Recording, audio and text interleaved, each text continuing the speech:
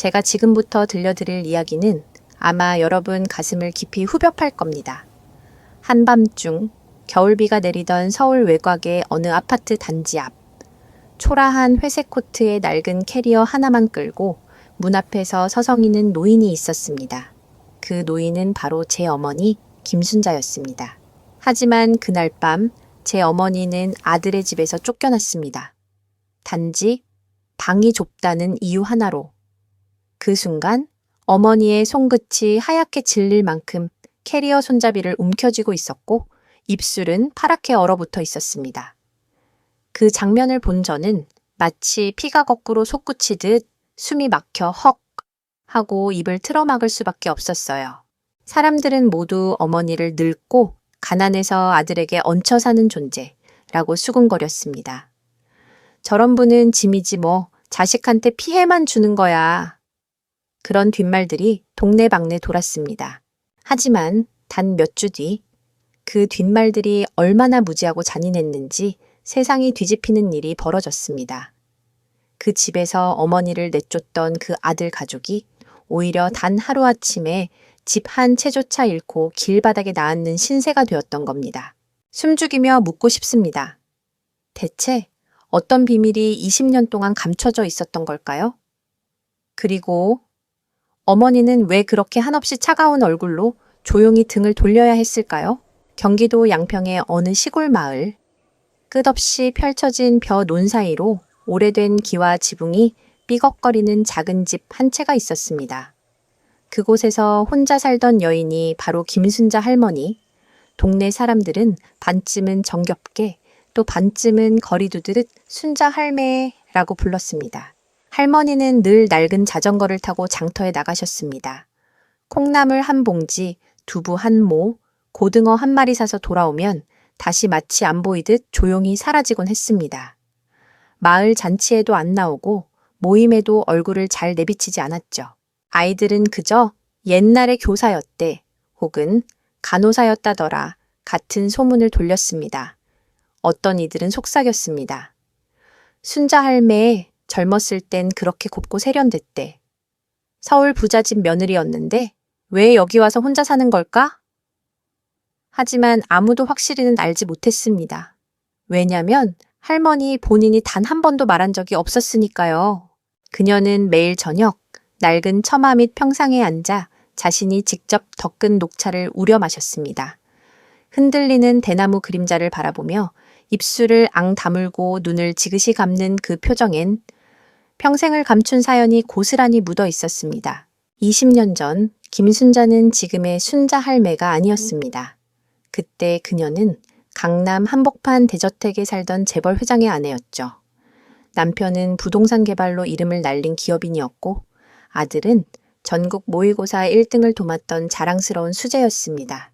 모두가 부러워하던 삶. 와인잔이 부딪히는 고급 파티, 유럽 여행, 상류층 모임. 그런 삶 속에서 순자는 눈부신 미소를 지었었습니다. 그러나 한 통의 전화, 비행기 추락사고 소식, 남편과 어린아들이 탄 비행기가 바다로 추락해버렸다는 그 한순간에 그녀의 모든 세계가 산산이 조각나 버렸습니다. 순자는 단 일주일 만에 입에 거품을 물고 쓰러질 만큼 오열하며 그 대저택을 떠나기로 결심합니다. 재산을 팔지도 나누지도 않았습니다. 단지 모든 것을 은행 신탁에 묶어둔 채 세상과 등을 지고 시골로 내려왔던 겁니다. 그때부터 그녀는 이름 석자조차 지워버린 채 살아왔습니다. 아무도 모르게, 아무도 기억하지 못하게. 하지만 여러분, 인생이란 참 기묘합니다. 숨을 죽이고 도망쳤던 과거가 어느 날 비처럼 쏟아져 내려 다시 그녀의 앞을 막아서죠. 어느 폭우 쏟아지던 날 밤, 시골 마을 외딴 절 앞, 축 늘어진 작은 몸뚱이 하나, 버려진 5살 남자아이, 눈동자만이 빛나고 있던 그 순간, 순자는 가슴을 찢기듯 울부짖으며 속삭였습니다. 아가야, 이제 내가 널 지켜줄게. 그리고 모든 것이 바뀌었습니다. 그날 밤은 정말 잊을 수가 없습니다. 서울 외곽을 휩쓸던 장대비는 마치 온 세상을 삼켜버리려는 듯 무섭게 퍼부어댔습니다. 김순자 어머니는 얇디얇은 비옷을 몸에 걸치고 자전거를 몰고 집으로 돌아오고 있었죠. 손은 덜덜 떨렸고 입술은 파랗게 질려 있었습니다. 그때였습니다. 동네 입구, 오래된 작은 절. 비에 젖은 돌계단 옆에 작은 덩어리 같은 무언가가 축 늘어져 있었죠. 처음엔 그냥 버려진 헝겊 더미인 줄 알았습니다. 그런데 순간 작은 몸이 미세하게 움찔하는 걸 본 순간 할머니의 가슴이 와락 죄어들었습니다. 급히 자전거를 세우고 다가가 보니 거기엔 5살도 채 안 되어 보이는 남자아이가 쓰러져 있었습니다. 온몸이 젖어 푸르딩딩했고 입술은 얼음장처럼 차가웠습니다. 눈은 반쯤 감겨 있었지만 마치 마지막으로 무언가를 붙잡으려는 듯 그 시린 눈동자가 순자를 향해 애절하게 달라붙었습니다. 어머나, 세상에! 그 순간 순자의 목소리는 떨렸고 손끝까지 감각이 사라지는 듯 했습니다. 눈앞에서 아이가 죽어가는 걸 두 눈으로 보고도 외면한다면 그건 사람이 아니라고 느껴졌죠. 순자는 단숨에 비옷을 벗어 아이를 감싸 안았습니다. 마치 꺼져가는 촛불을 두 손으로 감싸쥐듯 온몸을 웅크려 그 아이를 품에 안았죠. 그때 그녀의 눈에서는 눈물이 빗물과 함께 흘러내려 아이의 이마에 뜨겁게 떨어졌습니다. 순자는 곧장 자전거를 몰아보건소 응급실로 달려갔습니다. 비에 젖은 치맛자락이 바퀴에 휘말릴 정도로 미친 듯이 페달을 밟았죠. 심장은 터질 듯 두근거리고 입술 사이로는 단 한마디만 반복되었습니다. 제발, 제발 살려만 다, 제발. 응급실에 도착하자 의료진이 황급히 아이를 데려갔습니다. 의사들은 아이의 천을 올리고 수액을 꽂고 산소 마스크를 씌웠습니다. 순자는 대기실 의자에 주저앉아 두 손을 꼭 붙잡았습니다. 그 순간 그녀의 뒷모습은 마치 세상 모든 걸 잃은 뒤 마지막 한 줄기 희망에 매달린 사람처럼 떨리고 있었습니다. 몇 시간이 흐른 뒤 의사가 나왔습니다. 다행히 목숨은 건졌습니다. 하지만 영양실조가 심각합니다. 아마 오래전부터 방치된 듯합니다. 그 말을 듣자 순자의 눈동자가 덜컥 흔들렸습니다. 가슴이 먹먹해져 숨을 들이쉬는 것조차 버거웠죠. 며칠이 흘러도 아무도 아이를 찾으러 오지 않았습니다. 경찰에 신고도 했지만 실종 신고조차 없었습니다. 절에 주지스님도 고개를 저었습니다. 그날 폭우가 심해서 CCTV도 아무것도 못 찍었어요. 이 아이는 정말 홀로 버려진 게 맞습니다. 아이는 여전히 말을 하지 않았습니다. 그저 순자만을 따라다니며 밤이면 순자의 손을 꼭 붙잡고서야 겨우 눈을 감았습니다. 사람들은 수군거렸습니다. 저런 애 키우다 말고 버려질지도 몰라. 괜히 업둥이 데려다 키우면 인생 피곤해지지. 하지만 순자는 속으로 되뇌었습니다. 이 아이는 내가 지켜야 할 아이야. 다시는 잃고 싶지 않아. 그렇게 누구도 예상치 못한 선택을 했습니다. 순자는 구청을 찾아가 양육 서류를 작성했습니다. 담당 공무원이 물었습니다. 정말 책임지실 수 있겠습니까? 친자식도 아니고 생활도 빠듯해 보이시는데 순자는 고개를 끄덕이며 미소를 지었습니다. 이 아이가 살아있다는 게 제게는 이유이자 축복이에요. 그리고 그녀는 아이에게 새로운 이름을 지어주었습니다. 김선우. 세상 어디에 있든 바르게 살고 햇빛처럼 따뜻하게 자라라는 뜻이 담긴 이름이었습니다. 그날 이후 낡은 집엔 더 이상 고요만 흐르지 않았습니다. 아이의 숨소리, 작은 발자국 소리, 가끔 터져나오는 웃음소리가 순자의 가슴을 다시 뛰게 만들었습니다. 어쩌면 운명이 마지막으로 그녀에게 건네준 두 번째 기회였을지도 모릅니다. 김선우. 그 이름이 붙여진 날부터 순자의 삶은 완전히 달라졌습니다. 새벽마다 닭이 울면 순자는 작은 도시락을 싸서 선우의 책가방에 몰래 넣어주었습니다. 늘 같은 반찬이었죠. 달걀말이, 멸치볶음, 그리고 참기름에 무친 시금치. 형편이 넉넉지 않아도 단 한 번도 도시락을 비운 적이 없었습니다. 선우는 그 도시락을 받아 들고 마치 세상에서 가장 귀한 선물을 준 아이처럼 웃어 보였죠. 엄마, 나 이거 친구랑 나눠 먹어도 돼? 선우가 그렇게 물을 때마다 순자의 눈시울은 뜨겁게 젖었습니다. 친구랑 나누겠다는 그 말 한마디가 아이의 마음이 곱게 자라나고 있음을 보여주는 증거 같았으니까요. 시간은 빠르게 흘러 선우는 초등학생이 되었습니다. 동네 사람들은 여전히 수군거렸습니다. 저 아이 어디서 주워온 거라며? 혈육도 아닌데 저 나이 많은 할머니가 언제까지 감당하겠어. 하지만 선우는 그런 말들을 알아듣지 못한 듯 꿋꿋하게 학교에 다녔습니다. 아니, 사실은 알고 있었을 겁니다. 그렇지만 단 한 번도 엄마를 난처하게 하지 않았습니다. 늘 조용히 공부했고 늘 바른 태도로 사람을 대했습니다. 그리고 어느 날 학교에서 열린 전교생 시상식. 선우가 전교 1등 상장을 받게 되었습니다. 순자는 뒤에서 조심스레 구경만 하려 했죠. 그런데 무대 위 선우가 갑자기 마이크를 잡더니 또렷한 목소리로 말했습니다. 저는 엄마 덕분에 공부할 수 있었어요. 저희 엄마는 세상에서 제일 멋진 분이에요.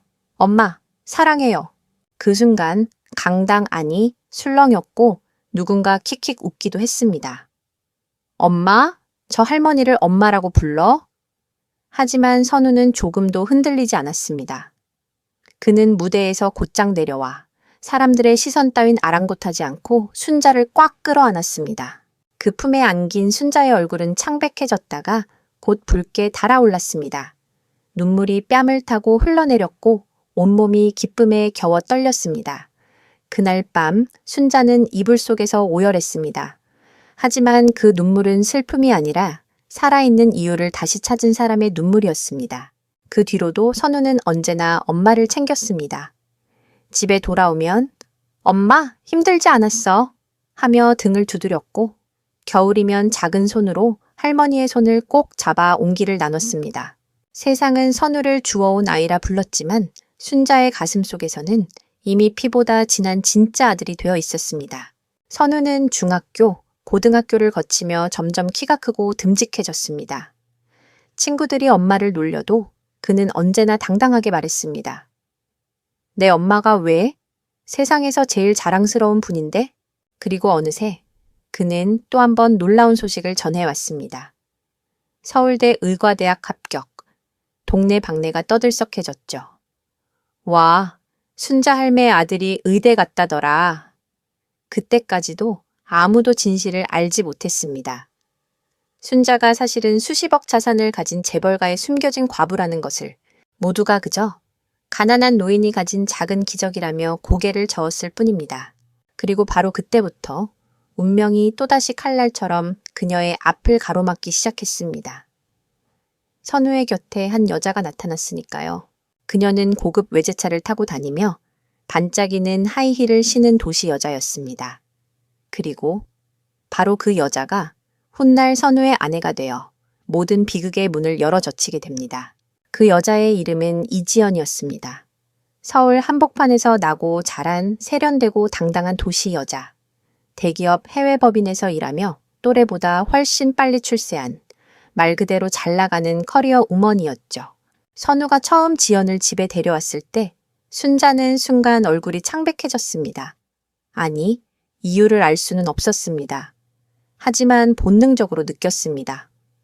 이 여자는 나와 전혀 다른 세상에 사는 사람이구나. 지연은 집안에 들어오자마자 주변을 훑어보았습니다. 낡은 벽지, 기름때 묻은 가스레인지, 오래된 장롱.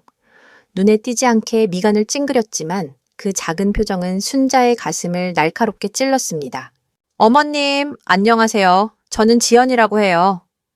말은 공손했지만 그 눈빛엔 미묘한 거리감이 깃들어 있었습니다. 순자는 억지로 미소를 지으며 맞이했습니다. 그래, 와줘서 고맙구나. 시간은 빠르게 흘러 선우와 지연은 결혼을 약속했습니다. 결혼식은 서울 강남의 초호화 호텔에서 열렸습니다. 순자는 직접 지은 남색 한복을 입고 하객들 사이에서 작은 꽃다발을 꼭 쥐고 있었습니다. 그런데 말이죠. 그 화려한 무대에서 순자는 끝자리 조용한 의자에 앉아야 했습니다. 아무도 그녀를 소개하지 않았고 신부 측 하객들은 속닥였습니다. 저분이 진짜 엄마 맞아? 왜 저렇게 초라해? 순자는 그 말이 들릴 때마다 가슴속 어딘가가 얼음처럼 차갑게 굳어갔습니다. 그럼에도 그녀는 단 한 번도 고개를 들이밀지 않았습니다. 내 아들이 행복하다면 그걸로 됐다. 스스로를 달래며 눈시울만 붉혔습니다. 결혼 이후 선우는 지영과 함께 서울 도심의 아파트에 살기 시작했습니다. 순자는 여전히 시골집에서 홀로 지냈죠. 하지만 전화기 너머에서 들려오는 목소리 하나에 살아갈 힘을 얻곤 했습니다. 엄마, 나 잘 지내고 있어. 너무 걱정 마. 그런데 어느 날부턴가 목소리의 주인이 달라졌습니다. 전화를 받으면 지연의 목소리가 먼저 들려왔습니다. 어머님, 이번 달은 좀 힘든데요. 혹시 생활비 조금만 보태주실 수 있을까요? 집 대출 이자가 생각보다 커서 잠깐만 도와주세요. 처음엔 단순한 부탁 같았습니다. 순자는 서랍 깊숙이 넣어둔 비상금을 꺼내 조심스레 봉투에 담아 보냈습니다. 하지만 그 부탁은 한 달에 한 번이 아니라 2번, 3번, 점점 더 잦아졌습니다. 선우야, 너희는 둘 다 직장도 다니는데 왜 이렇게 자꾸 힘드니? 어느 날 순자가 조심스럽게 물었습니다. 그 순간 선우는 미묘하게 눈길을 피하며 대답했습니다. 엄마, 요즘 세상 물가가 장난 아니잖아. 우리도 신혼이라 돈 쓸 일이 많아. 엄마가 조금만 도와주면 안 돼? 순자의 얼굴은 순간 하얗게 질렸습니다. 그 말이 마치 낯선 벽처럼 가슴 앞에 가로막히는 듯했죠. 그러나 그녀는 애써 미소 지었습니다. 그래, 알았다. 내가 힘 닿는 데까진 해줄게. 그리고 시간이 흘러 또 다른 상처가 찾아왔습니다. 남편과 친아들의 제삿날, 순자는 작은 제사상을 차려놓고 촛불을 켜고 앉아 있었습니다. 혹시라도 선우가 내려올까 문 앞을 바라보며 기다렸죠. 하지만 그날 밤 전화기엔 단 한 줄 메시지가 도착했습니다. 엄마, 이번엔 못 내려가. 회사 미팅이 잡혀서 제발 이해해줘. 순자는 젓가락을 쥔 손이 덜덜 떨렸습니다.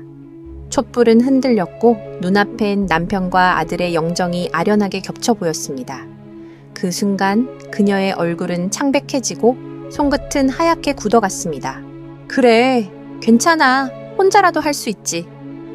그렇게 중얼거리며 순자는 스스로에게 거짓말을 했습니다. 그날 밤 작은 시골집의 창문 틈새로 찬바람이 들이쳤습니다. 순자는 떨리는 어깨를 부여잡으며 이제는 어쩌면 아들도 자신을 떠나가고 있음을 느끼고 있었습니다. 그 후로도 상황은 달라지지 않았습니다. 전화가 올 때마다 목소리의 주인은 점점 아들이 아닌 며느리 지연이 되어갔습니다. 어머님, 이번엔 치과 치료비가 너무 많이 나와서요. 어머님, 집 관리비가 밀렸는데 조금만 도와주세요. 순자는 늘 같은 대답을 했습니다. 그래, 알았다. 그리고는 낡은 서랍을 열어 조심스레 봉투를 꺼내 들었습니다. 그 봉투엔 자신이 땀 흘려 번 푼돈이 담겨 있었고 때로는 은행 통장을 들고 나가 작은 금액을 인출하기도 했습니다. 한 번은 참다 못해 직접 서울로 올라가 보았습니다. 순자는 작은 보따리를 들고 지하철과 버스를 갈아타며 긴 여정을 견뎠습니다. 그녀가 손에 들고 간 것은 손수 지은 찹쌀떡 한 보자기, 고향에서 직접 담근 된장, 그리고 갓 수확한 햇감자였습니다. 아파트 초인종을 누르자 지연이 문을 열었습니다. 그 순간 그녀의 얼굴에 스치는 잠깐의 굳어짐을 순자는 놓치지 않았습니다. 어머님, 갑자기 오시면 곤란해요. 저 오늘 외국인 손님 맞이해야 해서 정신없는데. 지연은 억지로 미소를 지었지만 눈빛은 차갑게 식어 있었습니다. 순자가 입술을 달싹이며 조심스럽게 말했습니다. 아니, 그냥 보고 싶어서 왔다. 너희한테 짐이 되려는 건 아니고. 하지만 지연은 이미 가방을 챙기며 말했습니다. 어머님, 제가 택시 불러드릴게요. 집까지 바로 가실 수 있을 거예요. 순자는 거실에 앉을 틈도 없이 다시 현관 앞으로 밀려 나왔습니다. 그녀가 들고 온 보자기는 열어보지도 못한 채 택시 뒷좌석 위에서 무겁게 내려앉았습니다. 창밖으로 스치는 불빛들을 바라보며 순자의 눈에서는 눈물이 터져 나왔습니다. 입술을 깨물다 못해 결국 입안이 피맛으로 가득해졌습니다. 내가 방해가 되는 존재구나.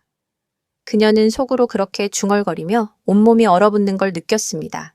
그날 이후 선우의 전화는 점점 줄어들었습니다.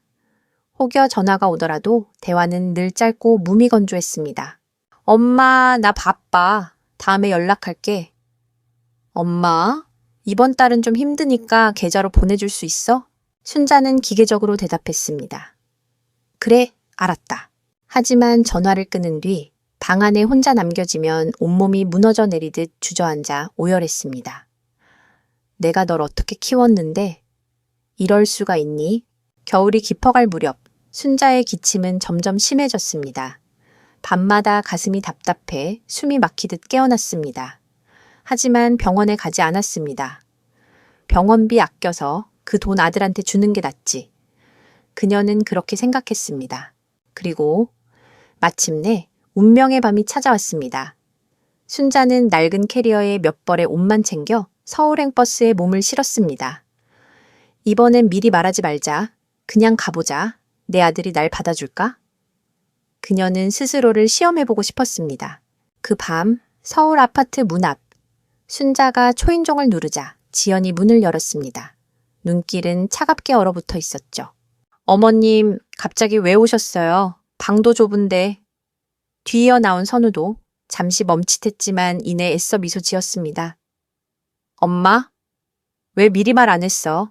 요즘 집이 좀 정신없는데. 순자는 캐리어 손잡이를 꼭 쥔 채 말했습니다. 며칠만 여기서 지내면 안 되겠니? 몸이 안 좋아서. 그 순간 지연의 얼굴은 싸늘하게 굳어졌습니다. 그리고 선우의 눈빛조차 흔들리더니 낮게 내뱉었습니다. 엄마, 지금은 좀 힘들어. 제발 이해해줘. 그날 밤 순자는 결국 한겨울 찬바람 속으로 쫓겨나듯 밀려나왔습니다. 손에 쥔 캐리어는 무겁고 발걸음은 휘청거렸습니다. 입술은 파랗게 얼어붙었지만 눈물은 뜨겁게 흘러내렸습니다. 그녀는 마지막으로 아들을 돌아보며 속삭였습니다. 그래, 너희 잘 살아라. 나는 괜찮다. 그리고 순자의 뒷모습은 차가운 도시의 불빛 속으로 사라져갔습니다. 서울의 겨울밤은 유난히 매서웠습니다. 차디찬 바람이 얼굴을 베어내듯 불어왔고 순자는 낡은 캐리어 손잡이를 부여잡은 채 텅 빈 인도 위를 홀로 걸었습니다. 아들의 집에서 밀려나왔다는 사실이 믿기지 않았습니다. 내가 키운 아이인데, 내가 모든 걸 바친 아이인데, 그녀의 속에서 솟구쳐 오르는 울분은 눈물이 되어 얼굴을 타고 끝없이 흘러내렸습니다. 그 눈물은 얼어붙은 볼 위에서 곧바로 식어버렸죠. 순자는 근처 허름한 여관에 들어갔습니다. 곰팡내가 가득한 방, 삐걱거리는 철제 침대, 허술한 전기난로 하나. 그러나 그곳이 그녀에게는 피난처였습니다. 캐리어를 내려놓고 앉자 갑자기 온몸에 힘이 풀리며 숨이 막히듯 울음이 터져 나왔습니다. 입에 거품을 물듯 흐느끼며 어깨가 들썩거렸습니다. 한참을 울다 지쳐 이불 속에 파묻혔습니다. 다음 날 아침, 순자는 습관처럼 핸드폰을 확인했습니다. 혹시 아들이 걱정하는 메시지를 보냈을까? 밤새 전화를 걸어왔을까? 그러나 화면은 텅 비어 있었습니다. 단 한 줄의 문자도, 단 한 번의 부재중 전화도 없었습니다. 대신 낯선 메시지가 눈에 띄었습니다. 순자 언니, 어제 들었어. 동네 사람들이 얘기하던데 며느리가 언니를 얹혀 사는 짐이라고 했다더라. 나는 듣고도 믿기지 않더라니까. 언니 괜찮아? 순자의 눈동자가 흔들렸습니다. 심장이 쿵 하고 내려앉는 듯 했습니다. 그녀는 핸드폰을 내려놓고 한참 동안 숨조차 쉴 수 없었습니다. 며칠 뒤 또 다른 소식을 듣게 되었습니다. 시장에서 오래 알고 지내던 지인이 전해준 말이었죠.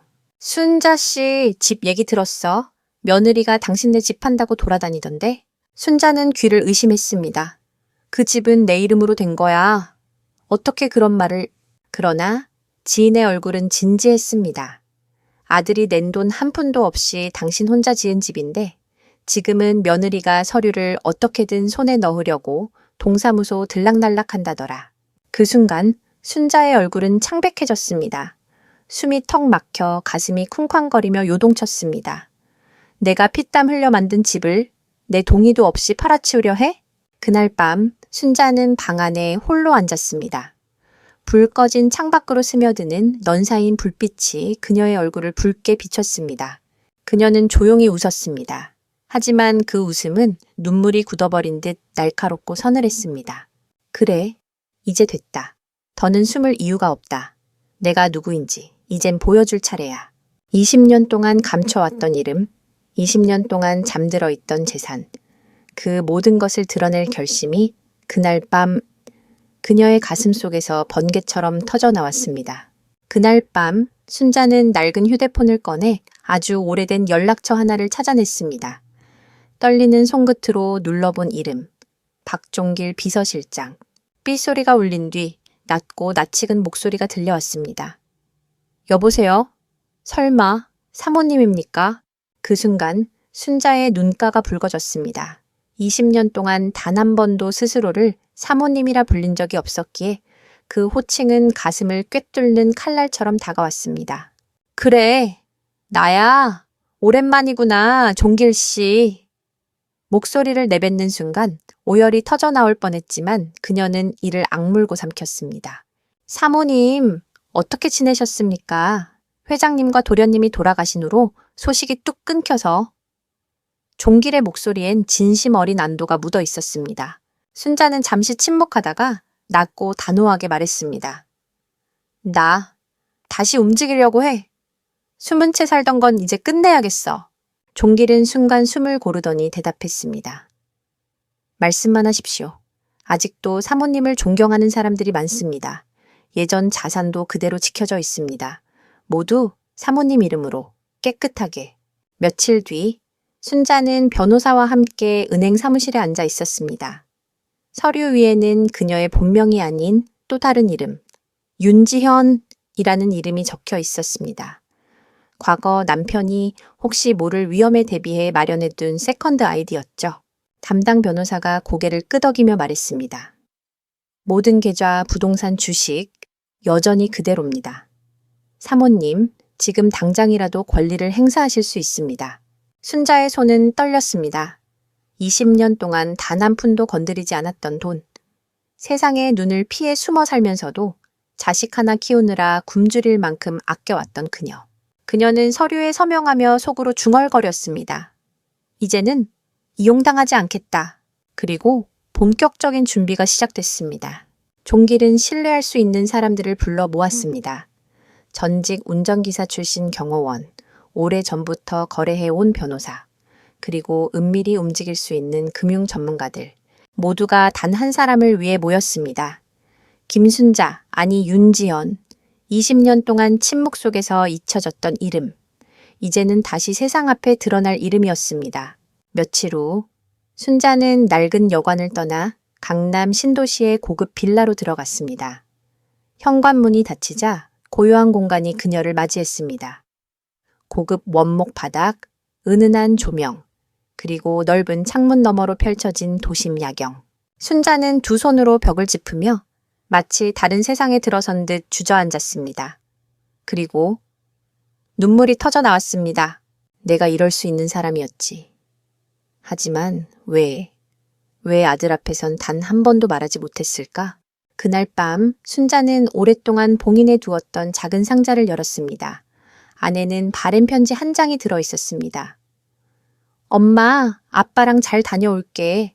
금방 돌아올게요. 비행기 탑승 직전 친아들이 남긴 마지막 편지였습니다. 순자는 그 편지를 가슴에 안고 오열했습니다. 입술을 깨물어 피가 날 만큼, 목이 메어 숨조차 쉬기 힘들 만큼. 그러나 울음이 멎은 뒤 그녀의 눈빛은 달라져 있었습니다.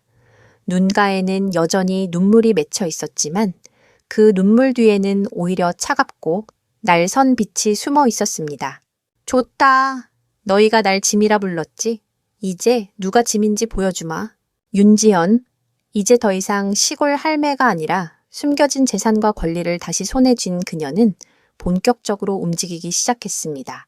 먼저 변호사와 금융팀을 불러 집 앞 거실 테이블에 앉혔습니다. 테이블 위에는 두꺼운 서류 뭉치와 부동산 계약서, 은행 잔액 증명서가 가득 쌓였습니다. 총액은 단순히 억 단위가 아니라 100억이 넘는 규모였습니다. 이게 전부 제 이름으로 아직 남아있단 말인가요? 지현이 낮게 묻자 변호사는 확신에 찬 목소리로 답했습니다. 네, 사모님, 회장님이 남기신 신탁자산은 변동 없이 그대로입니다. 그리고 사모님이 쓰지 않았기에 오히려 이자는 더 불어났습니다. 그 순간 지현의 눈에 눈물이 빙 돌았습니다. 20년 동안 나는 한 푼도 손대지 않았는데 그 사이 내 아들은 내 돈이 아니라 내 피를 갉아먹었구나. 며칠 후 지연은 강남 신도시 한복판의 부동산 고급 분양 사무실을 찾았습니다. 직원들은 처음 보는 그녀를 단번에 귀빈으로 대접했습니다. 왜냐면 그녀는 단숨에 고급 빌라 2채를 현금 일시불로 계약했기 때문이었습니다.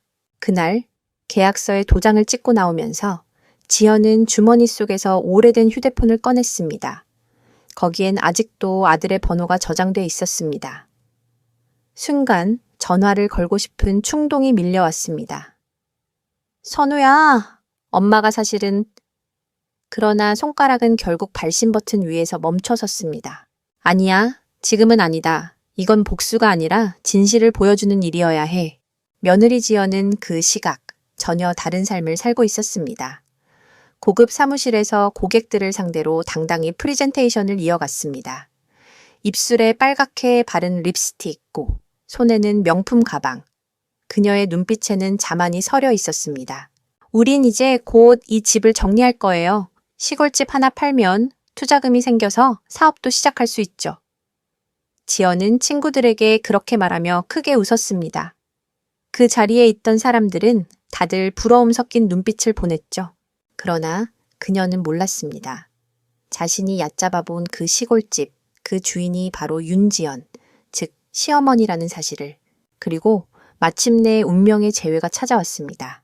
지연은 금융 컨설턴트와 함께 새로 분양된 고급 아파트 홍보관을 찾았습니다. 안내 직원이 말했습니다. 담당 상담사가 곧 오실 겁니다. 잠시만 기다려 주시죠. 잠시 후 또각또각 하이힐 소리가 들려왔습니다. 눈앞에 나타난 사람은 다름 아닌 며느리 이지연이었습니다. 순간 지연의 얼굴은 하얗게 질렸습니다. 어머님... 목소리가 갈라지며 손에 쥔 서류가 바닥에 떨어졌습니다. 그러나 지연은 천천히 선글라스를 벗고 잔잔하게 미소 지으며 말했습니다. 여기서는 어머님이라 부르지 말아라. 난 윤지연이다. 투자자. 그 목소리는 낮지만 칼날처럼 날카롭게 울렸습니다. 그 순간 지연의 얼굴은 창백해져 오열 직전처럼 일그러졌습니다. 그날 밤 지연은 집으로 돌아오자마자 선우에게 소리쳤습니다. 당신 엄마 알고 보니 부자였어. 우릴 속이고 우리를 시험한 거야. 하지만 선우는 멍한 눈빛으로 고개를 저었습니다. 그럴 리가 없어. 우리 엄마가 그런 분이었단 말이야. 그러나 곧 그가 알게 될 진실은 상상조차 할 수 없는 파국을 몰고 오게 됩니다. 그날 이후 지연은 완전히 달라졌습니다. 눈에 핏발이 서고 밤마다 잠을 이루지 못했습니다. 내가 그동안 무시했던 사람이 사실은 100억대 자산가라고 이 사실을 받아들일 수가 없었습니다. 지연은 사방팔방 수소문했습니다. 부동산 업계, 금융 쪽 인맥, 심지어 동네 소문까지. 그 결과 충격적인 이야기를 들었습니다. 윤지현이라는 여자가 있어. 얼마 전부터 강남 신축 빌라 현금을 쓸어 담고 다녀. 투자자들 사이에서도 꽤 유명해졌어. 근데 웃긴 건 누구도 그녀의 과거를 몰라. 지연의 심장은 덜컥 내려앉았습니다. 윤지현. 그 이름 뒤에 숨은 얼굴이 바로 자기 시어머니라는 걸 아는 사람은 아무도 없었으니까요. 며칠 뒤 운명은 또다시 잔인한 장난을 쳤습니다. 지연이 다니던 부동산 회사에서 대규모 VIP 투자자 설명회를 열었습니다. 강남 최고급 호텔 대연회장에서 수십억짜리 분양권을 가진 손님들만 초대된 자리였습니다. 지연은 단정한 정장을 차려입고 무대 위에 섰습니다. 마이크를 잡은 그녀의 목소리는 또렷했습니다. 여러분, 이번 프로젝트는 강남에서도 손꼽히는 최상급 부동산입니다.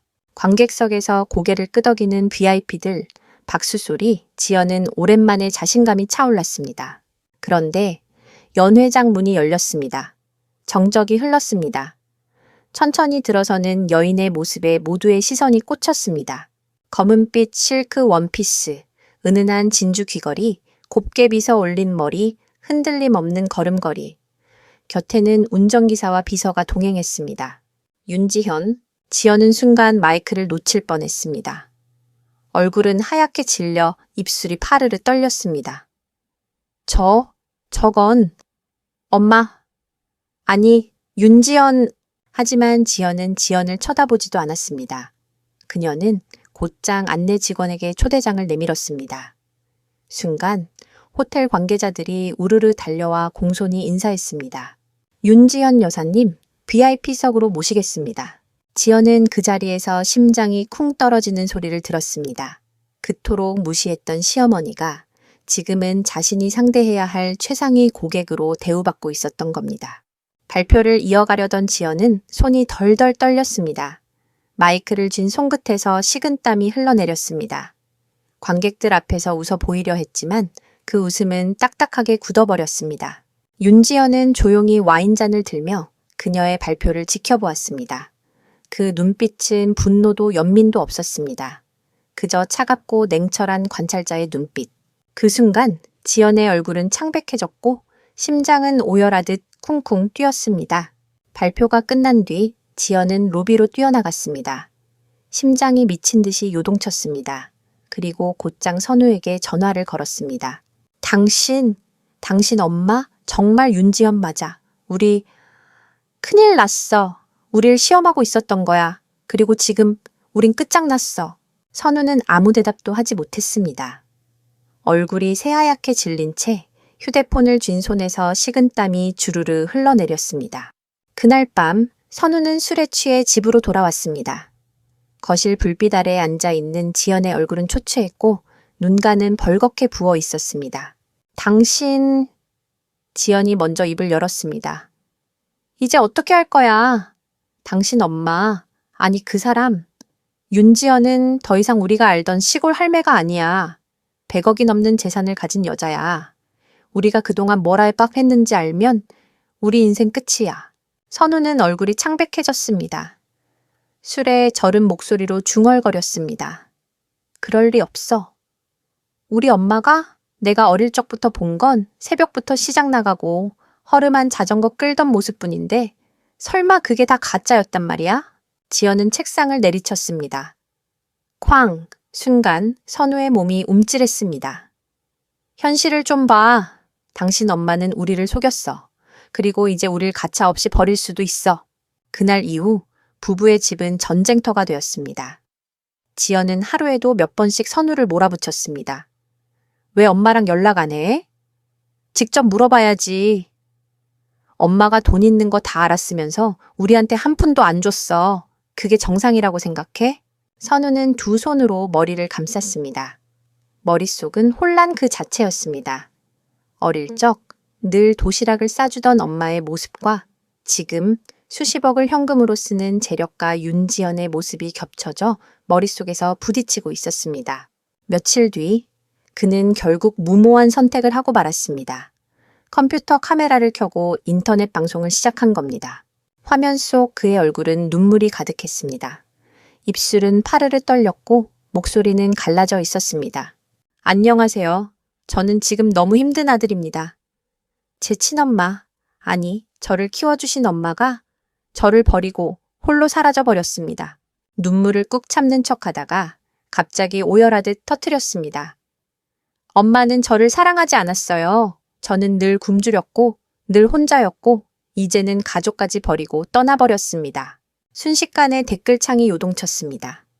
헉, 세상에 이런 일이... 친엄마가 저럴 수가 있나? 형 힘내요. 우리라도 형편이에요. 사람들은 그의 눈물에 속아 넘어갔습니다. 며칠 새 그의 방송은 수만 명의 구독자를 끌어모았습니다. 심지어 누군가는 그에게 후원금을 보내며 응원하기까지 했습니다. 엄마가 나를 버렸지만 나는 제 아내와 뱃속의 아이를 지켜야 합니다. 여러분, 제발 도와주세요. 그 말 한마디에 후원금은 눈덩이처럼 불어났습니다. 순식간에 수천만 원이 모였습니다. 그러나 그는 알지 못했습니다. 그의 거짓말이 곧 스스로의 목을 조를 올가미가 될 거라는 걸. 왜냐하면 바로 그 순간 윤지연, 그의 어머니는 조용히 움직이고 있었으니까요. 며칠 동안 인터넷은 선우의 눈물로 도배되었습니다. 엄마에게 버려진 불쌍한 아들. 어머니가 억척스럽게 살았다더니 결국 아들을 버리고 떠났다. 수많은 기사와 유튜브 채널이 그의 이야기를 퍼날랐습니다. 선우는 매일같이 방송을 켰습니다. 카메라 앞에서 머리를 쥐어뜯고 눈을 벌겋게 만들며 절규했습니다. 저는 엄마의 사랑 한 번 받아본 적 없는 아들입니다. 어릴 적 늘 맞았고 늘 굶주렸습니다.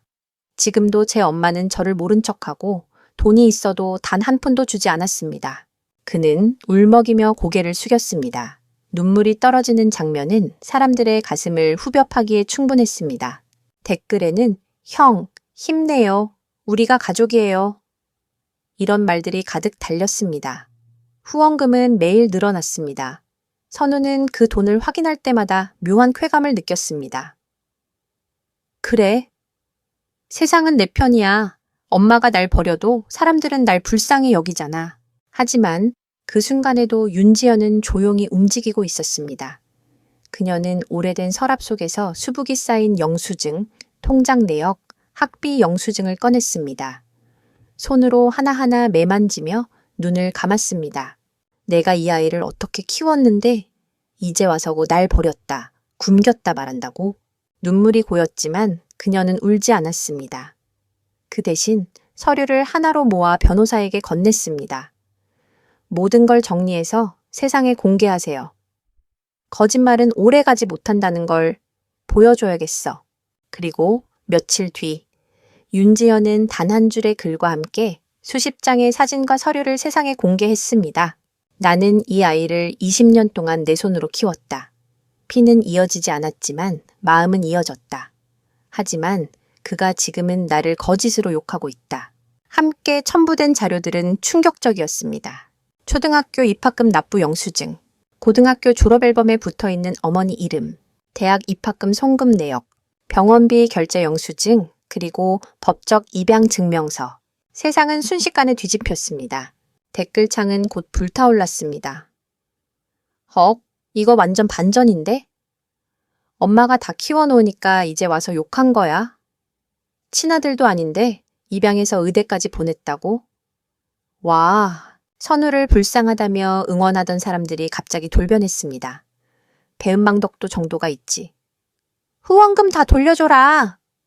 이런 인간이 자식이라고? 소름이다. 선우의 세상은 단숨에 무너져 내렸습니다. 그는 카메라 앞에서 다시 한번 해명하려 했습니다. 그건 다 조작이에요. 엄마가 날 욕하려고. 하지만 이미 늦었습니다. 네티즌들은 영수증과 서류가 너무 명확하다며 그의 말을 믿지 않았습니다.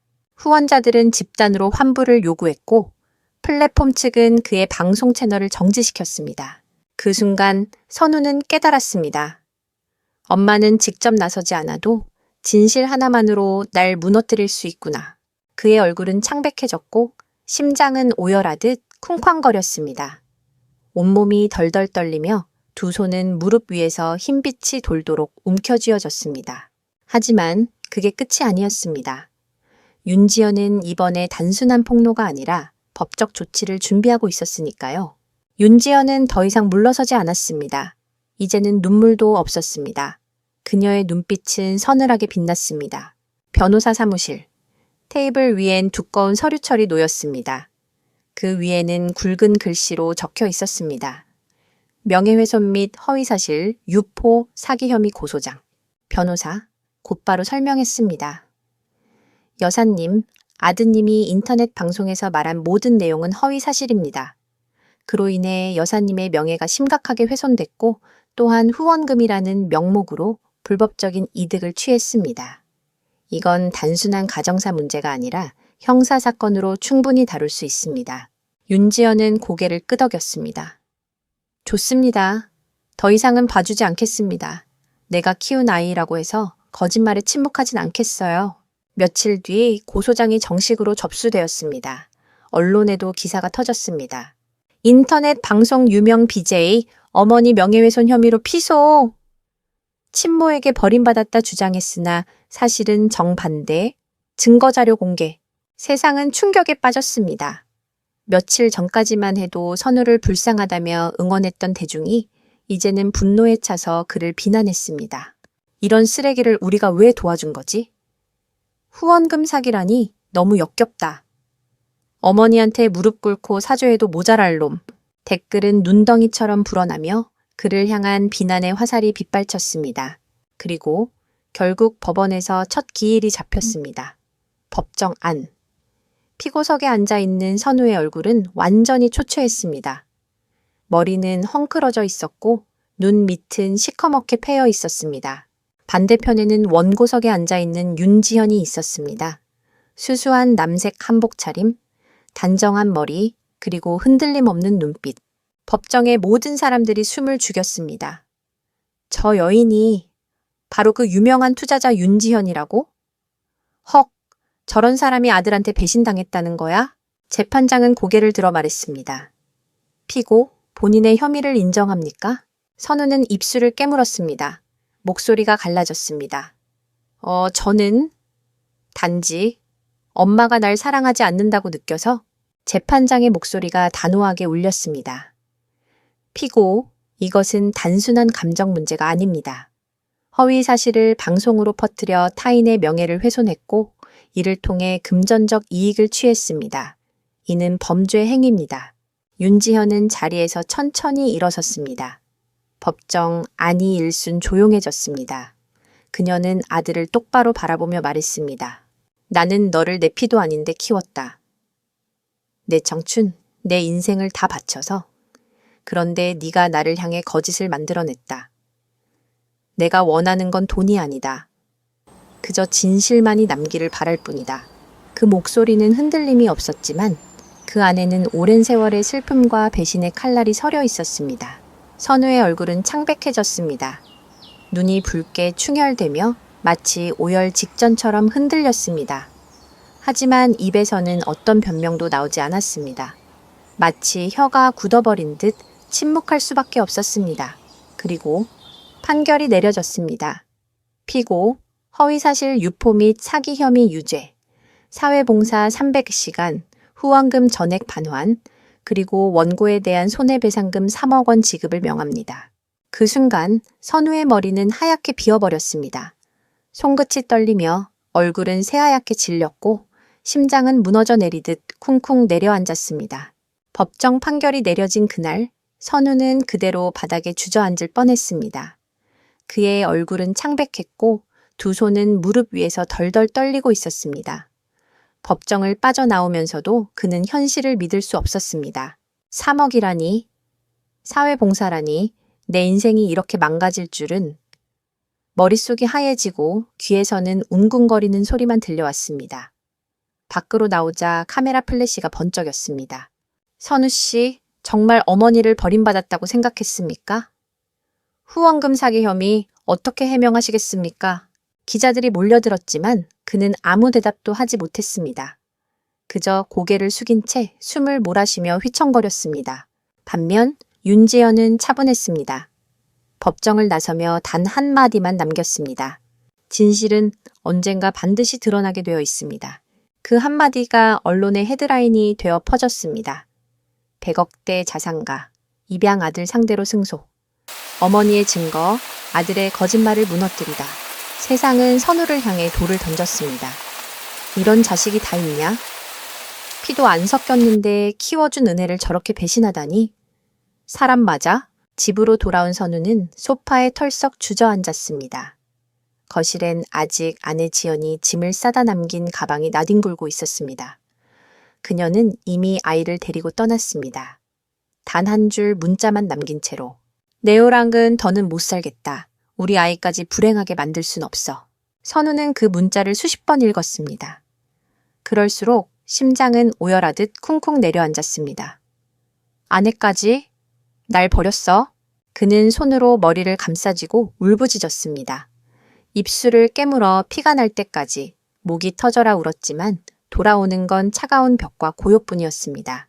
며칠 뒤 더 끔찍한 일이 찾아왔습니다. 은행에서 채무 독촉장이 날아온 겁니다. 후원금 반환, 손해배상금, 변호사 비용까지 합치니 그의 이름은 신용불량자 명단에 오르게 됐습니다. 카드도 정지되고 통장도 막혔습니다. 직장도 잃었습니다. 저런 인간을 고용하면 회사 이미지가 추락한다. 그 누구도 선우를 받아주지 않았습니다. 그제야 그는 깨달았습니다. 엄마가 그토록 강조했던 말. 사람은 배은망덕하면 안 된다. 네가 가진 게 적더라도 받은 은혜만큼은 기억해야 한다. 그는 그 말을 흘려들었고 결국 지금의 나락으로 떨어진 겁니다. 반면 윤지현의 삶은 전혀 달라지고 있었습니다. 그녀는 고요한 저택에서 아침마다 정원을 거닐며 차를 마셨습니다. 비서가 전해주는 보고서 위에는 투자 성공이라는 글씨가 선명했습니다. 그러나 그녀에게 얼굴엔 웃음이 없었습니다. 그저 창백하게 담담히 하루를 보낼 뿐이었습니다. 나는 이겼지만 어머니로서 졌구나. 그녀의 눈가엔 눈물이 맺혔습니다. 그러나 울진 않았습니다. 눈물이 아닌 차가운 고요만이 그녀의 얼굴을 감쌌습니다. 그 무렵 선우는 길거리를 헤매고 있었습니다. 주머니엔 1,000원 한 장 없었고 술집 앞에 버려진 캔맥주를 주워 마시며 허망하게 웃었습니다. 엄마, 결국 내가 진 거야. 근데 왜 이렇게 가슴이 아픈 거지? 그의 눈가에는 눈물이 고였습니다. 차가운 바람이 스치자 눈물은 금세 식어버렸습니다. 겨울이 깊어가던 어느 날 밤, 선우는 결국 더는 버틸 수 없어 시골집으로 향했습니다. 한때 웃음소리가 가득했고 엄마의 정성이 밴 된장 냄새가 풍기던 그 집. 하지만 그곳은 이미 다른 사람이 살고 있었습니다. 낯선 철제 대문 앞 경비원 한 명이 그를 막아섰습니다. 여보세요, 누구십니까? 여기 제가 살던 집이에요. 어머니랑 같이. 경비원은 고개를 저었습니다. 이 집은 윤지연 여사님 소유입니다. 당신 같은 이름은 등기부에도 주민 목록에도 없습니다. 그 순간 선우의 심장은 쿵 하고 무너져 내렸습니다. 어머니가 완전히 나를 지워버린 거야? 그는 두 손을 문에 짚고 털썩 주저앉았습니다. 어깨가 들썩이며 울음을 터뜨렸습니다. 입술은 피가 나도록 깨물렸고 눈에서는 뜨거운 눈물이 쏟아져 내렸습니다. 며칠 뒤 그는 다시 엄마를 찾아 나섰습니다. 강남 고급 빌라 단지. 호화로운 차들이 드나들고 정원마다 조경사가 손질을 하고 있었습니다. 그곳에서 그는 다시 엄마를 마주쳤습니다. 정원 의자에 앉아 책을 읽고 있는 윤지연. 햇살에 비친 그녀의 모습은 평온했지만 선우가 다가가자 눈빛은 얼음처럼 차가워졌습니다. 엄마? 아니, 어머니. 그의 목소리는 떨렸습니다. 잘못했어요. 정말 잘못했어요. 한 번만 용서해 주세요. 내가 뭘 잘못했는지 이제야 알겠어요. 지연은 천천히 책을 덮었습니다. 그리고 아들을 똑바로 바라보았습니다. 네가 뭘 잘못했는지 정말 알기나 하니? 그 목소리는 낮았지만 칼날처럼 날카로웠습니다. 나는 네가 피 한 방울 섞이지 않아도 내 자식이라 믿고 키웠다.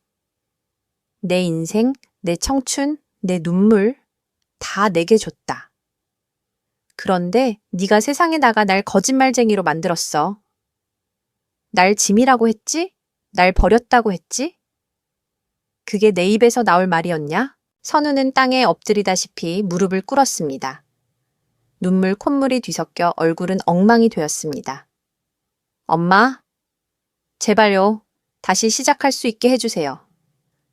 저한테 기회 한 번만 주세요. 정말 엄마 없이는 살 수 없어요. 잠시 정적이 흘렀습니다. 윤지현의 눈가가 미세하게 떨렸습니다. 그러나 곧 그녀의 얼굴은 서늘하게 굳었습니다. 늦었어. 그 한마디에 선우의 심장은 산산이 조각났습니다. 지현은 천천히 자리에서 일어나 정원 안으로 걸어 들어갔습니다. 그녀의 뒷모습은 결연했지만 그 그림자 속엔 억눌린 슬픔이 묻어 있었습니다. 문이 닫히는 순간 남겨진 선우는 땅바닥에 쓰러져 마치 미친 사람처럼 오열했습니다. 엄마! 그 절규가 빌라 단지에 메아리쳤지만 대답은 돌아오지 않았습니다. 그날 이후 선우는 완전히 무너져 갔습니다. 아내도 떠났고 아이도 지켜낼 수 없었으며 이제는 어머니마저 등을 돌린 상태였습니다. 그는 좁디좁은 고시원방에 몸을 눕혔습니다. 곰팡이 냄새가 배어있는 천장, 삐걱거리는 침대, 옆방에서 들려오는 욕설과 라면 냄새. 그 속에서 선우는 술병을 끌어안고 운걸거렸습니다. 나는 왜 이렇게 된 걸까? 엄마만 탓하면 될 줄 알았는데 사실은 나 스스로 무너진 거였구나. 한편 윤지현은 다른 길을 걷고 있었습니다. 매일 아침 호수공원을 산책하고 오후엔 화실에서 그림을 그리며 지냈습니다. 그녀의 손끝엔 여전히 떨림이 있었지만 붓을 잡는 그 순간만큼은 마음이 고요해졌습니다. 도화지 위에는 파랗게 번지는 호수와 그 옆에 작은 나룻배가 그려졌습니다. 그 나룻배에는 어린 선우의 모습이 앉아 있었고 멀리서 지켜보는 건 다름 아닌 자기 자신이었습니다. 지연은 붓을 멈추고 눈을 감았습니다. 가슴 깊은 곳에서 무언가가 울컥 솟구쳤습니다. 나도 모르게 아직도 그 아이를 그리워하고 있구나. 하지만 그녀는 스스로에게 말했습니다. 연민은 허락하되 용서는 아니다. 내가 다시 잡아주면 저 아이는 또다시 나를 짓밟을 거야. 며칠 뒤 선우는 다시 한번 엄마 앞에 나타났습니다. 이번엔 회사 로비였습니다. 윤지연이 투자자들과 회의를 마치고 나오는 길목에 그는 비틀거리며 무릎을 꿇었습니다. 엄마, 제발요. 한 번만 용서해 주세요. 사람들 앞에서 그는 바닥에 이마를 박았습니다. 로비에 있던 직원들과 투자자들이 웅성거렸습니다. 윤지연은 차갑게 그를 내려다보았습니다. 하지만 이번엔 공개적인 자리였습니다. 그녀는 미소를 지으며 짧게 말했습니다. 이분은 제 아들이 아닙니다. 단지 제가 한때 거둬 키웠던 아이일 뿐이죠.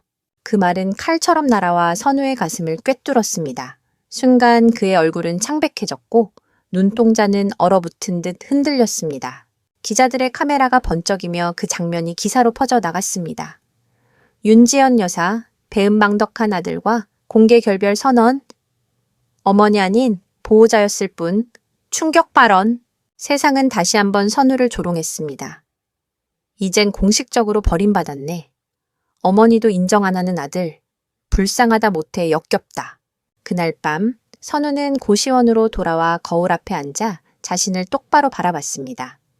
눈 밑은 시커멓게 꺼지고 입술은 갈라져 있었습니다. 어느새 그는 초라한 중년 남자의 모습으로 변해 있었습니다. 내가 언제 이렇게 됐지? 엄마를 탓하던 그날부터였나? 아니, 욕심을 내던 그날부터였지. 그는 거울을 주먹으로 내리쳤습니다. 피가 흐르고 눈물이 함께 섞여 흘러내렸습니다. 오열하며 입술을 깨문 채 엄마, 미안해 수십 번을 반복했습니다. 그러나 세상은 이미 등을 돌렸습니다. 그의 사과는 아무에게도 닿지 않았습니다. 그 후 선우의 삶은 끝없는 추락이었습니다. 고시원 방세조차 내지 못해 쫓겨났고 거리에서 폐지를 줍거나 인력시장에 나가 막노동을 전전했습니다. 한때는 의사 가운을 입겠다고 다짐했던 아이가 이제는 무거운 시멘트 포대를 짊어지고 허리를 구부린 채 하루 5만 원 벌이에 매달리는 신세가 된 것입니다. 내가 이렇게까지 떨어질 줄은 엄마가 날 보신다면 얼굴이 창백해질 거야. 아니, 차라리 외면하시겠지. 한편 윤지현은 여전히 고요한 삶을 이어갔습니다. 아침이면 꽃시장에 들러 국화와 백합을 사왔습니다. 집 안작은 재단 위, 남편과 친아들의 영정 앞에 꽃을 꽂아두고 조용히 향을 피웠습니다. 당신, 그리고 아들아, 내가 대신 키운 그 아이는 결국 이렇게 되었어. 나는 이제 더는 어머니가 아니라 그저 나 자신으로 살기로 했단다. 그녀의 목소리는 떨렸지만 눈에서는 단 한 방울의 눈물도 흘러내리지 않았습니다. 눈물은 이미 오래전에 말라버렸으니까요. 그러던 어느 날 윤지현은 뜻밖의 소식을 듣게 됩니다. 여사님, 그 아드님, 선우 씨 말인데요. 운전기사이자 곁에서 늘 지켜주던 사람, 박 기사의 목소리가 조심스레 이어졌습니다. 요즘 노숙 생활을 하고 있다는 얘기가 들립니다. 서울역 근처에서 본 사람이 있다고. 그 말을 듣는 순간 지현의 손끝이 미세하게 떨렸습니다. 찻잔이 덜컥 흔들려 차가 조금 흘러내렸습니다. 노숙이라니? 그 아이가? 순간 가슴이 죄어오며 숨이 막혔습니다. 밤이 깊자 지연은 혼자 차를 타고 서울역 근처로 향했습니다. 넌 사이니 희미하게 번지는 어둠 속 사람들이 모여 웅크린 채 자고 있었습니다. 그들 사이에서 낡은 점퍼에 파묻혀 누워있는 선우가 있었습니다. 얼굴은 수척했고 수염은 덥수룩하게 자라 있었으며 입술은 파랗게 트여 있었습니다. 지현의 발걸음이 멈췄습니다. 눈앞이 아득해지고 가슴은 쿵쿵 울렸습니다. 저 아이가 내가 키운 아이가 맞나? 그녀는 다가가려다 발걸음을 멈췄습니다. 눈동자가 흔들렸지만 끝내 뒷걸음질을 쳤습니다. 아니야. 내가 또 손 내밀면 그 아이는 또다시 내 등을 칼로 찌를 거야. 지현은 스스로를 다그치며 등을 돌렸습니다. 그러나 등 뒤에서 들려오는 선우의 기침 소리는 마치 쇠못이 가슴을 찌르는 듯 깊게 파고들었습니다. 차 안으로 돌아온 그녀는 창밖을 보며 입술을 세게 깨물었습니다. 피가 배어나오고 눈에는 눈물이 고였습니다. 내가 이렇게 냉정해져야만 하는 걸까? 그럼에도 왜 이렇게 아픈 거지? 그 순간 윤지현의 두 눈은 눈물이 고여 번뜩였지만 그녀의 입술은 굳게 다물려 있었습니다. 그녀는 여전히 어머니였기 때문이었습니다. 서울역의 차가운 바람 속에서 선우는 눈을 떴습니다. 갈라진 입술 사이로 하얀 입김이 새어나왔습니다. 머리는 지끈거리고 위장은 텅 빈 듯 꼬여왔습니다. 그 순간 그는 희미하게 보았습니다. 멀리서 자신을 바라보던 어머니의 그림자. 긴 코트 자락, 고개를 숙인 모습, 그리고 금세 등을 돌려 사라지는 뒷모습. 엄마? 그는 손을 뻗으려 했지만 몸은 힘이 빠져 움직이지 않았습니다. 눈물이 고여 흘러내리며 그는 속삭였습니다. 정말? 엄마였을까? 아니겠지. 나를 벌써 버린 분인데. 며칠 뒤 선우는 결국 쓰러져 응급실로 실려갔습니다. 폐렴, 영양실조, 극심한 탈수. 의사가 고개를 저으며 말했습니다. 이대로면 위험합니다. 가족은 없습니까? 간호사가 조심스레 대답했습니다. 기록엔 보호자란 칸에 윤지연이라고 적혀 있네요. 하지만 연락할 수 있을지는. 그 무렵 윤지연은 자택 거실에서 조용히 그림을 그리고 있었습니다. 그때 전화벨이 울렸습니다. 여사님, 응급실입니다. 환자분이 위험한 상태입니다. 보호자 서명이 필요합니다. 순간 그녀의 손에서 붓이 바닥에 떨어졌습니다. 얼굴이 창백해지고 온몸이 굳어졌습니다. 심장은 오열하듯 요동쳤습니다. 처샤시때, 네, 넥스. 제가 가겠습니다. 그녀는 낮게 대답했습니다. 병원 복도, 흰 불빛 아래 그녀는 차가운 벽에 손을 짚었습니다. 의사가 다가와 말했습니다. 다행히 고비는 넘겼습니다. 하지만 안정이 필요합니다. 지연은 문틈 사이로 아들을 바라보았습니다. 수액줄에 의지해 누워있는 선우의 얼굴은 한때 철없던 소년이 아니라 이제는 초라하게 부서져 버린 남자의 얼굴이었습니다. 그 순간 눈물이 고여 시야가 흐려졌습니다. 잠시 후 선우가 눈을 떴습니다. 창백한 얼굴, 떨리는 눈동자가 문 쪽을 향했습니다. 그리고 그녀를 보았습니다. 엄마. 그 한마디가 그의 입술에서 터져나왔습니다. 목소리는 쉰 듯 갈라졌고 눈에는 눈물이 맺혔습니다. 지현의 손끝이 떨렸습니다. 가슴이 쿵쿵 울려왔습니다. 달려가 안아주고 싶은 마음과 차갑게 돌아서야 한다는 결심이 싸우고 있었습니다. 잠시 침묵이 흘렀습니다. 그러다 지현은 결국 문 앞에서 고개를 돌렸습니다. 치료는 계속 받도록 하거라. 병원비는 걱정하지 마라. 목소리는 낮고 떨렸지만 차갑게 들렸습니다. 선우는 흐느끼며 손을 뻗었습니다. 엄마, 제발 그냥 엄마라고 불러도 되잖아요. 그러나 문은 닫혔습니다. 남겨진 그의 절규가 병실 안에 메아리쳤습니다. 엄마! 복도 끝에서 윤지연은 눈을 감고 깊게 숨을 들이켰습니다. 입술은 피가 배어날 만큼 세게 깨물려 있었고 손등에는 눈물이 뚝 하고 떨어졌습니다. 내가 약해지면 또다시 같은 일이 반복될 거야. 하지만 왜 이렇게 아픈 거지? 병원비는 꼬박꼬박 결제되었습니다. 간호사들은 수군거렸습니다. 가족은 매일 오진 않는데 병원비는 언제나 정확히 처리돼. 누군가 뒤에서 지켜주고 있는 게 분명해. 선우도 알았습니다. 침대 맡에 놓여있는 깨끗한 병원복, 매일 바뀌는 꽃 한 송이. 그건 분명 어머니의 손길이었습니다. 그러나 그녀는 단 한 번도 병실 안으로 들어오지 않았습니다. 언제나 유리창 너머에서만 서 있다가 아들이 눈치채려 하면 곧장 등을 돌려 떠났습니다. 퇴원 날, 선우는 퇴원 수속 서류를 건네받으며 물었습니다. 병원비는 누가 내주신 거죠? 간호사가 대답했습니다. 보호자분께서요, 윤지연 여사님. 그 순간 선우의 얼굴이 창백해졌습니다. 입술이 파르르 떨렸습니다. 눈물이 왈칵 솟구쳐 올라 목소리가 갈라졌습니다. 엄마, 그날 밤 그는 병원 근처 공원 벤치에 홀로 앉았습니다. 머리 위 가로등 불빛이 희미하게 흔들렸습니다. 손에 작은 종이봉투 하나가 쥐어져 있었습니다. 거기엔 현금 몇십만 원과 함께 짧은 쪽지 하나가 들어 있었습니다. 건강 챙겨라. 더 이상 나를 찾지 말거라. 글씨는 단정했지만 먹먹한 슬픔이 배어 있었습니다. 선우는 종이를 손에 쥔 채 오열했습니다. 왜 나를 끝까지 밀어내시는 거예요, 엄마? 한 번만 마지막으로 안아주세요. 윤지현도 그 시각 차 안에서 창밖을 바라보고 있었습니다. 눈가에 눈물이 맺혀 있었지만 그녀는 끝내 닦지 않았습니다. 이게 내가 선택한 길이야. 내가 다시 잡아주면 아이는 또다시 배은망덕해질 거야. 내가 지켜줄 수 있는 건 이제 거리를 두는 것뿐이야. 그러나 세상은 잔인했습니다. 선우의 이름은 이미 블랙리스트에 올랐습니다. 어디서든 거절당했습니다. 아, 그 인터넷 방송 사기친 사람? 죄송합니다. 우린 그런 사람 못 씁니다. 그의 눈빛은 점점 죽어갔습니다. 거울 속 자신을 보며 이게 내가 만든 결과구나.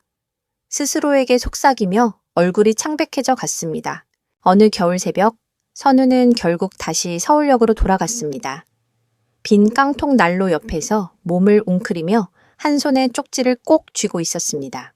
대어 이상 찾지 말거라. 그 문장을 수백 번 읽고 또 읽으며 눈물이 얼어붙어 얼굴에 하얗게 자국을 남겼습니다. 그리고 그 순간 멀리서 조용히 바라보는 시선이 있었습니다. 윤지연, 차 안에서 두 손으로 입을 막은 채 그녀는 오열하고 있었습니다. 내 아들아, 나는 끝내 너를 용서할 수 없지만 그래도 너를 사랑하지 않을 수는 없다. 겨울이 끝나갈 무렵 선우의 소식은 언론에 또 한 번 오르내렸습니다. 한때 인터넷 방송으로 후원금 수천만 원을 모았던 사기꾼 노숙자로 전락. 법적 책임에 이어 가정까지 잃어 결국 거리에서 쓰러져 발견. 기자는 냉정히 글을 남겼지만 그 속에는 한 인간의 몰락이 생생히 드러나 있었습니다. 윤지연은 그 기사를 조용히 접어두었습니다. 얼굴은 창백했지만 눈빛은 흔들리지 않았습니다. 나는 이 아이를 더는 어머니의 눈으로 바라볼 수 없어. 그녀는 그렇게 스스로를 다잡았습니다. 그러나 밤이 되면 불 꺼진 방 안에서 사진첩을 꺼내 들고 오열했습니다. 입술을 깨물어 피가 배어나올 정도로 참았지만 결국 무너져 울음을 토해냈습니다. 사진 속 어린 선우, 흑투성이 얼굴로 웃으며 엄마 하고 달려오던 모습. 그 기억은 아무리 지워내려 해도 지워지지 않았습니다. 그 무렵 선우는 마지막 자존심마저 버렸습니다. 그는 교회 앞에 앉아 국어를 시작했습니다. 저 좀 도와주세요. 따뜻한 밥 한 끼만. 사람들은 눈길조차 주지 않았습니다. 아이, 손을 잡은 젊은 어머니가 지나가다 말했습니다. 저런 사람처럼 살면 안 돼. 은혜를 배신하면 결국 저 꼴 나는 거야. 그 말은 번개처럼 선우의 가슴을 찔렀습니다.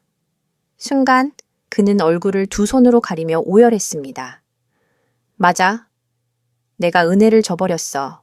엄마의 사랑을, 그 모든 희생을. 그러던 어느 날 밤, 윤지연은 조용히 서울역을 찾았습니다. 멀리서 그녀는 여전히 초라하게 웅크린 선우를 보았습니다. 손에는 보온병과 두툼한 외투가 들려 있었습니다. 그러나 그녀는 다가가지 못했습니다. 그 대신 보온병과 외투를 벤치 위에 놓고 발걸음을 돌렸습니다.